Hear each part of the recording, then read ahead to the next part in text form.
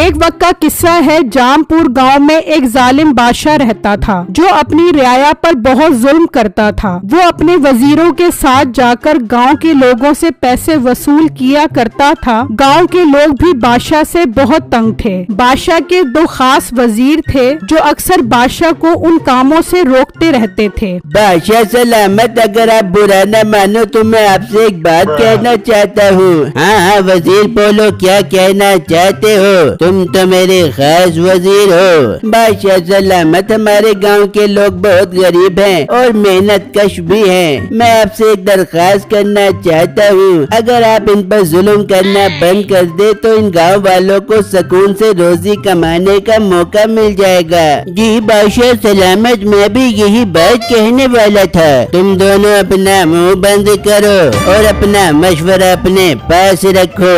ये गांव वाले हैं इसी काबिल, और हाँ आइंदा अगर ऐसी बात की तो मैं भूल जाऊंगा कि तुम दोनों मेरे खास वजीर हो। बादशाह की ये बात सुनकर वजीर खौफजदा हो जाते हैं। उसी गांव में मीठे नाम का लड़का अपनी बीवी नसीबो कैंची के साथ रहता था। अरे मीठे, मैंने सुना इस गांव का बादशाह बहुत जालिम है। वो गांव के सब लोगों से पैसा वसूल करता है और जो से पैसा न दे वो उन पर जुल्म करता है। हाँ बेगम, तू ठीक बोल रही है। मैंने भी बहुत से गांव वालों से यही बात सुनी है। मीठे, मुझे तो डर लग रहा है कहीं बादशाह हम तक न पहुँच जाए और हमसे भी पैसे जबरदस्ती न मांगने लग जाए। पर बेगम, मैं ऐसी नौबत आने ही नहीं दूंगा। उससे पहले ही मैं बादशाह के पास जाऊंगा और उससे नौकरी मांगूंगा कि मैं आपको गांव वालों से पैसे वसूल करके दूंगा। हाँ मीठे, फिर तो बादशाह भाग कर तुझे काम पे रख ले बेगा। जा मीठे, जा बादशाह के पास जा। फिर मीठा घर से निकलता है और बादशाह के पास आ जाता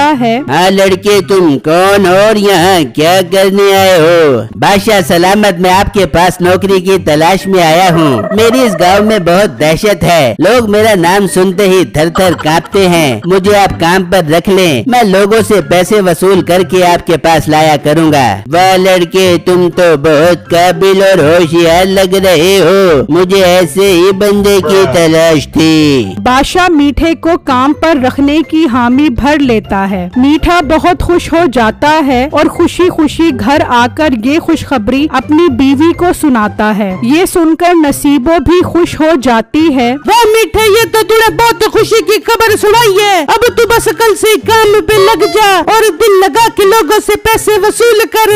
बेगम बस तू देखती जा, मैं कैसे लोगों को धमका कर उनसे पैसे वसूल करता हूँ। मीठे, वैसे मेरे जहन में एक बहुत कमाल का आइडिया है। देख मीठे, जब तू बादशाह का नाम लेके लोगों से भत्ता ले बेगा तो गांव के लोग डर कर तुझे फौरन पैसे दे देंगे। बेगम तू कहना क्या चाह रही है? साफ साफ बोल। मीठे, तुझे जो भत्ता मिलेगा आधे पैसे हम रख ले देंगे और आधे बादशाह को दे देंगे। नसीबो की ये बात मीठे को बहुत पसंद आती है। फिर अगला दिन होता है और मीठा एक दुकान पर आता है। चल मेरा पुत्र, इस महीने का भत्ता निकाल। अगर जरा भी चूचा की तो तेरी खैर नहीं। पर भाई तुम कौन हो और इतनी बदमाशी क्यों दिखा रहे हो? मैं बादशाह का नया मुलाजिम हूँ। बादशाह ने मुझे इस महीने भत्ता लेने के लिए भेजा है। वो दुकानदार डर जाता है और मीठे को पैसे दे देता है। मीठा वहाँ से चला जाता है और घर आकर आधे पैसे नसीबों के पास रखवा देता है और आधे पैसे लेकर बादशाह के पास आ जाता है और बादशाह को पैसे दे देता है। बादशाह पैसे लेकर बहुत खुश हो जाता है। वाह लड़के, तुमने तो दिल खुश कर दिया। आज से तुम्हारी मुलाजिमत पक्की। जबकि दूसरी तरफ उसी गांव में बिट्टू नाम का लड़का अपनी फैमिली के साथ रहता था। अब्बू, मैं तो बादशाह से बहुत तंग हूँ। उसने मेरा जीना हराम किया हुआ है। आए दिन कोई न कोई बादशाह का मुलाजिम भत्ता मांगने आ जाता है। बेटा, बादशाह बहुत जालिम है। अगर वो भत्ता मांगे तो तू उसे दे दिया कर। पर बेगम और अब्बू, अगर मैंने उन्हें भत्ता दे दिया तो बहुत नुकसान होगा। इस तरह तो मेरा सारा मुनाफा वही ले जाएंगे। खैर, आप लोग परेशान मत हो, मैं सब संभाल लूंगा। फिर अगला दिन होता है। बिट्टू अपनी परचून की दुकान पर होता है तो मीठा उसकी दुकान पर आता है। मोटे, अब से मैं बादशाह का मुलाजिम हूँ, चुप करके इस महीने का भत्ता दे। ओ हेलो, मुझसे ज्यादा ड्रामेबाजी मत करो। मुझे पता है आप कोई बादशाह के मुलाजिम नहीं हो। चलो चुप करके यहाँ से निकलो, वरना मैं गाँव वालों को इकट्ठा कर लूंगा। बिट्टू उसे पैसे नहीं देता। मीठा गुस्से में वहाँ से चला जाता है और बादशाह को बिट्टू की सारी बातें बताता है। बादशाह को बहुत गुस्सा आता है। उस लड़के की इतनी हिम्मत कि उसने पैसे देने से इनकार कर दिया, उसको तो अब सबक सिखाना पड़ेगा। फिर बादशाह मीठे और अपने वजीर के साथ बिट्टू की दुकान पर आता है। ओ लड़के, तेरी इतनी हिम्मत, तूने मेरे बंदे को भत्ता देने से इनकार किया। तुझे अब ऐसा सबक सिखाऊंगा कि तू याद करेगा। बादशाह सलामत, मैं इसे बार बार यही बोल रहा था कि मैं बादशाह का नया मुलाजिम हूँ, पर ये यकीन ही नहीं कर रहा था। हाँ मोटे, अब यकीन आ गया। चल शाबाश, चुप करके भत्ता निकाल। बिट्टू फिर भी भत्ता देने से इनकार कर देता है, जिस पर बादशाह को बहुत गुस्सा आता है और वो अपने वजीरों से बिट्टू की खूब पिटाई करवाता है और उसकी दुकान बंद करवा देता है।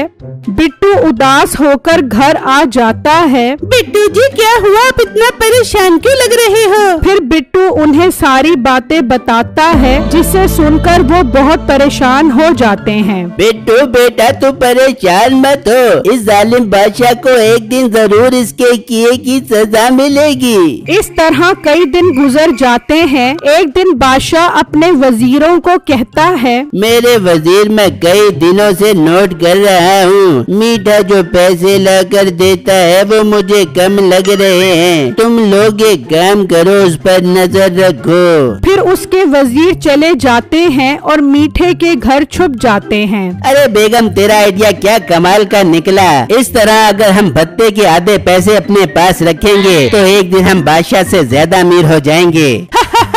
हाँ मीठे, तू ठीक बोल रहे। वजीर छुपे सारी बातें सुन रहे होते हैं। फिर मीठा वो आधे पैसे लेकर घर से निकलता है और बादशाह के पास आता है। बादशाह सलामत, आज तो मेरी दुकानदार से लड़ाई होते होते बच गई। वो भत्ता ही नहीं दे रहा था, लेकिन जब मैंने आपका नाम लिया तो वो थर थर कांपने लगा और चुप करके पैसे निकाल दिए और ये पैसे लेकर मैं आपकी खिदमत में हाजिर हो गया हूँ। इतनी देर में वजीर भी आ जाते हैं। बादशाह सलामत, आपका शक बिल्कुल ठीक था। मीठा एक नंबर का बराडिया है। ये आधे पैसे अपने पास रखता है और आधे आपको लाकर देता है। ये बात सुनकर बादशाह को बहुत गुस्सा आता है और वो मीठे की खूब पिटाई करवाता है और उसे काम से निकाल देता है। मीठा घर आकर नसीबों को सारी बातें बताता है। नसीबों गुस्से में बोलती है, मीठे, ये बादशाह के बच्चे ने तेरी पिटाई करके अच्छा नहीं किया।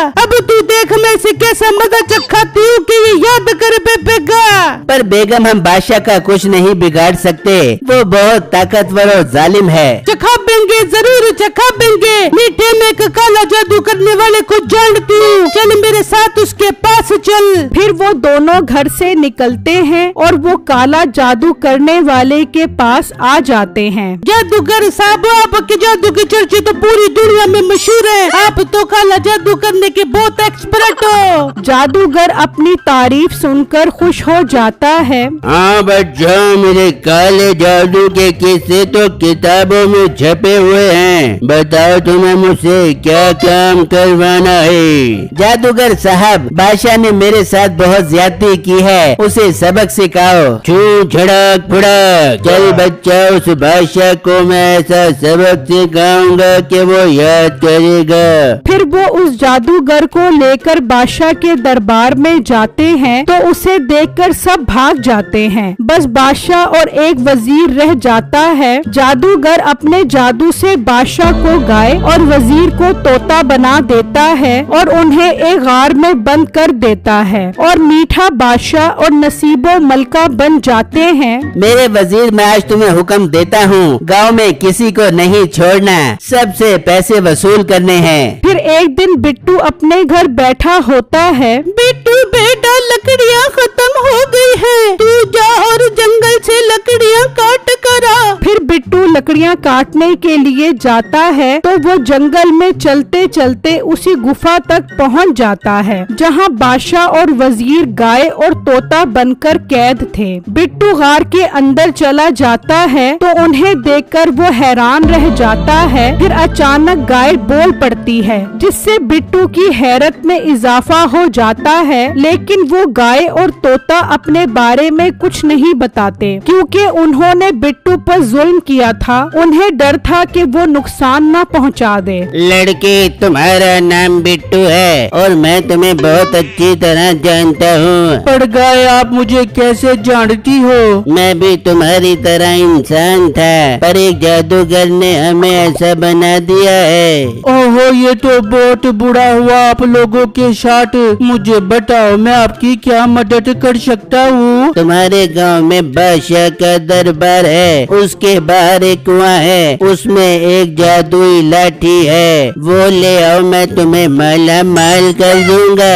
पर गाय, वो लाठी वहाँ किसने रखी और आप उस लाठी का क्या करोगे? तुम बस वो लाठी ले आओ, आगे की बातें तुम्हें पता चल जाएंगी, क्योंकि हम इस गुफा से बाहर नहीं निकल सकते, अगर निकले तो जल जाएंगे। बिट्टू हामी भर लेता है और वो लाठी लेने के लिए चला जाता है तो देखता है कि मीठा बादशाह बना हुआ है। बिट्टू ये देखकर हैरान हो जाता है। मीठा तो बादशाह का वजीर था, बादशाह कैसे बन गया और बादशाह सलामत कहाँ पर है? बिट्टू डरकर वहाँ से चला जाता है और घर आकर अपनी बीवी को बताता है कि बादशाह गायब है और मीठा वजीर अब बादशाह बना हुआ है। छम्मो भी ये सुनकर हैरान हो जाती है। पर बिट्टू, अब हम क्या कर सकते हैं? फिर बिट्टू गुफा में कैद गाय की सारी बातें बताता है। फिर तो बिट्टू, आपको उस गाय की मदद करनी चाहिए, जैसे उसने कहा है आप वैसा ही करो। हाँ बेगम, मैं आज रात ही कुएं पर जाकर वो लाठी निकाल लाऊंगा। फिर रात होती है। बिट्टू उस कुएं पर आ जाता है और उसके अंदर चला जाता है। वो वहाँ से लाठी उठाकर उस गुफा के अंदर आ जाता है।